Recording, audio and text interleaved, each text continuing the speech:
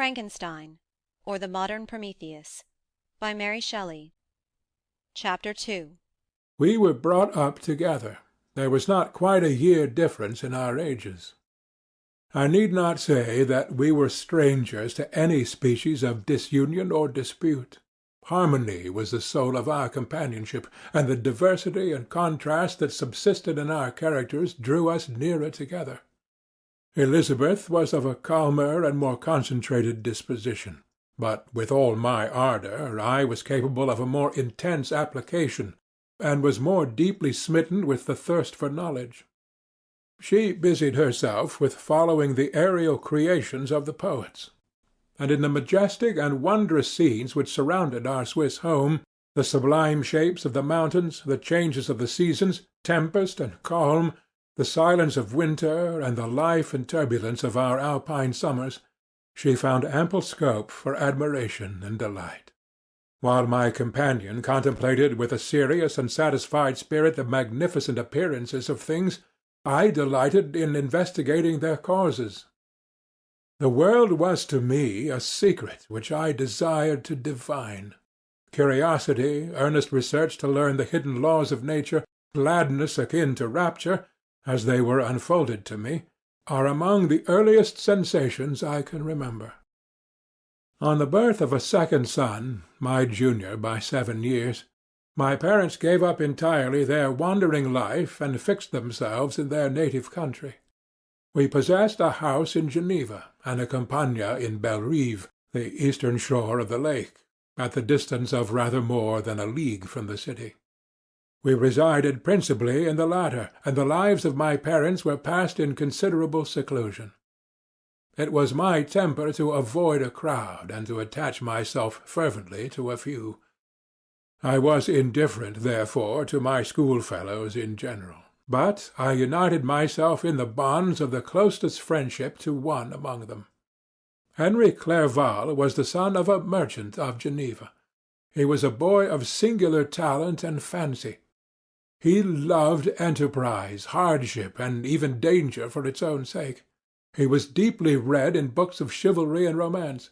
He composed heroic songs, and began to write many a tale of enchantment and knightly adventure. He tried to make us act plays and to enter into masquerades, in which the characters were drawn from the heroes of Roncesvalles, of the Round Table of King Arthur, and the chivalrous train who shed their blood to redeem the Holy Sepulchre from the hands of the infidels. No human being could have passed a happier childhood than myself. My parents were possessed by the very spirit of kindness and indulgence. We felt that they were not the tyrants to rule our lot according to their caprice, but the agents and creators of all the many delights which we enjoyed.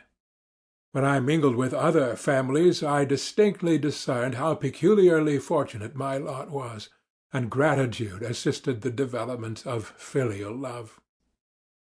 My temper was sometimes violent, and my passion vehement, but by some law in my temperature they turned out not towards childish pursuits, but to an eager desire to learn, and to not learn all things indiscriminately. I confess that neither the structure of languages, nor the code of governments, nor the policies of various states possessed attractions for me. It was the secrets of heaven and earth that I desired to learn, and whether it was the outward substance of things or the inner spirit of nature and the mysterious soul of man that occupied me, still my inquiries were directed to the metaphysical, or in its highest sense, the physical secrets of the world. Meanwhile Clerval occupied himself, so to speak, with the moral relations of things. The busy stage of life, the virtues of heroes, and the actions of men were his theme, and his hope and his dream was to become one among those whose names are recorded in story as the gallant and adventurous benefactors of our species. The saintly soul of Elizabeth shone like a shrine-dedicated lamp in our peaceful home.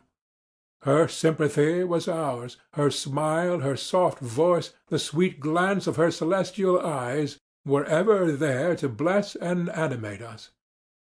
She was the living spirit of love to soften and attract. I might have become sullen in my study, rout through the ardour of my nature, but that she was there to subdue me to a semblance of her own gentleness.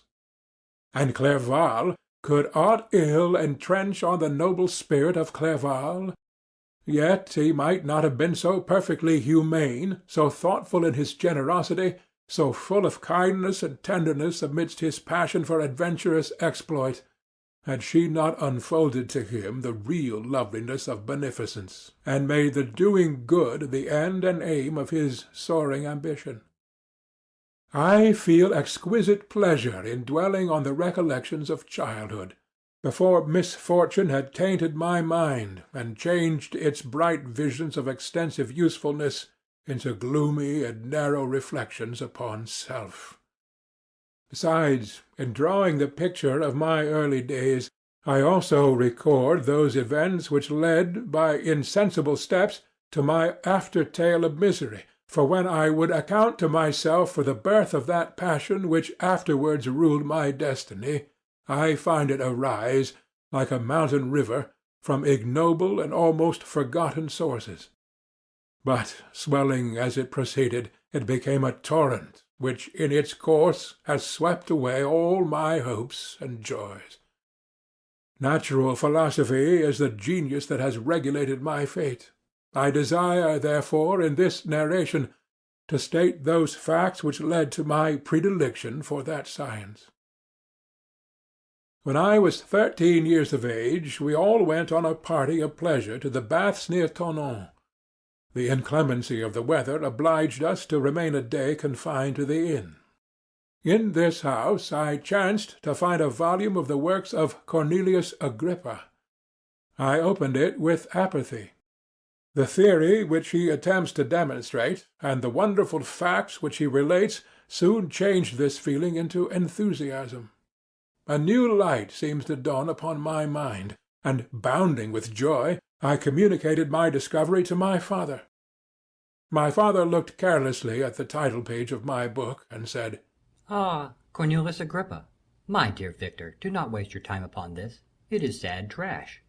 If, instead of this remark, my father had taken the pains to explain to me that the principles of Agrippa had been entirely exploded, and that a modern system of science had been introduced which possessed much greater powers than the ancient, because the powers of the latter were chimerical, while those of the former were real and practical, under such circumstances I should certainly have thrown Agrippa aside and have contented my imagination, warmed as it was, by returning with great ardor to my former studies. It is even possible that the train of my ideas would never have received the fatal impulse that led to my ruin. But the cursory glance my father had taken of my volume by no means assured me that he was acquainted with its contents, and I continued to read with the greatest avidity. When I returned home, my first care was to procure the whole works of this author, and afterwards of Paracelsus and Albertus Magnus. I read and studied the wild fancies of these writers with delight. They appeared to me treasures known to few besides myself. I have described myself as always having been imbued with a fervent longing to penetrate the secrets of nature. In spite of the intense labor and wonderful discoveries of modern philosophers, I always came from my studies discontented and unsatisfied. Sir Isaac Newton is said to have avowed that he felt like a child picking up shells beside the great and unexplored ocean of truth. Those of his successors in each branch of natural philosophy with whom I was acquainted appeared, even to my boy's apprehensions, as tyros engaged in the same pursuit. The untaught peasant beheld the elements around him and was acquainted with their practical uses. The most learned philosopher knew little more. He had partially unveiled the face of nature, but her immortal lineaments were still a wonder and a mystery. He might dissect, anatomize, and give names, but, not to speak of a final cause, causes in their secondary and tertiary grades were utterly unknown to him. I had gazed upon the fortifications and impediments that seemed to keep human beings from entering the citadel of nature, and rashly and ignorantly I had repined. But here were books, and here were men who had penetrated deeper and knew more. I took their word for all that they averred, and I became their disciple. It may appear strange that such should arise in the 18th century, but while I followed the routine of education in the schools of Geneva, I was, to a great degree, self-taught with regard to my favorite studies. My father was not scientific, and I was left to struggle with a child's blindness, added to a student's thirst for knowledge. Under the guidance of my new preceptors, I entered with the greatest diligence into the search of the philosopher's stone and the elixir of life, but the latter soon obtained my undivided attention. Wealth is an inferior object, but what glory would attend the discovery if I could banish disease from the human frame, and render man invulnerable to any but a violent death? Nor were these my only visions. The raising of ghosts or devils was a promise liberally accorded by my favorite authors, the fulfilment of which I most eagerly sought. And if my incantations were always unsuccessful, I attributed the failure rather to my own experience and mistake than to a want of skill or fidelity in my instructors. And thus for a time I was occupied by exploded systems, mingling like an unadept 1,000 contradictory theories, and floundering desperately in a very slough of multifarious knowledge, guided by an ardent imagination and childish reasoning, till an accident again changed the current of my ideas. When I was about 15 years old, we had retired to our house near Bellerive, when we witnessed a most violent and terrible thunderstorm. It advanced from behind the mountains of Jura, and the thunder burst at once with frightful loudness from various quarters of the heavens. I remained, while the storm lasted, watching its progress with curiosity and delight. As I stood at the door, on a sudden I beheld a stream of fire issue from an old and beautiful oak, which stood about 20 yards from our house, and so soon as the dazzling light vanished, the oak had disappeared, and nothing remained but a blasted stump. When we visited it the next morning, we found the tree shattered in a singular manner. It was not splintered by the shock, but entirely reduced to thin ribbons of wood. I never beheld anything so utterly destroyed. Before this, I was not unacquainted with the more obvious laws of electricity. On this occasion a man of great research in natural philosophy was with us, and excited by this catastrophe, he entered on the explanation of a theory which he had formed on the subject of electricity and galvanism, which was at once new and astonishing to me. All that he said threw greatly into the shade Cornelius Agrippa, Albertus Magnus, and Paracelsus, the lords of my imagination.